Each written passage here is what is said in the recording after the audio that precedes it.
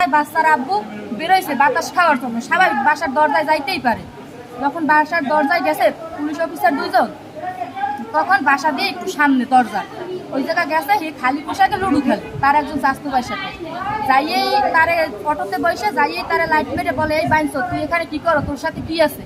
তখন বলতে আসছে যে আমার সাথে কিছু নাই, আপনি কে, আপনি এখানে কেন আসছেন? আপনি আমার এইসব মা বোনের নোংরা বাসায় গালাগালি করেন, যদি বেশি কথা বলো তো তোর একবার মারিয়ে পেলাম।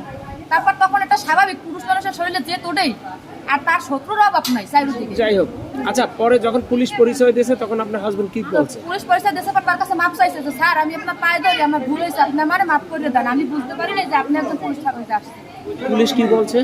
আপনি একজন পুলিশ অফিসার, আমি বুঝতে পারি নাই। পুলিশ কি বলছে পরে? তারপর পুলিশ বলছে যে এটা জুম করো। দিয়ে সালাম দিলু উজিপুর মডেল থানা পুলিশ। আমি নামটা ভাই ওই পুলিশটার নামটা জানি কি? অনন্ত। অনন্ত অনন্ত এসআই। হ্যাঁ, ওই দারোগার নাম কি? অনন্ত এসআই অনন্ত। হ্যাঁ, অনন্ত এসআই। ঠিক আছে, হ্যাঁ উজিপুর মডেল থানা থেকে সে নিজে মুখে স্বীকার পাইছে যে আমি উজিপুর থানার এসআই। এই কথা যখন বলছে তখন আমার হাজবেন্ডে মাপ চাইছে যে স্যার আমি সরি, আমি দুঃখিত, 2 হাত জায়গায় যে আমারে ক্ষমা করে দেন, আমি বুঝতে পারি নাই।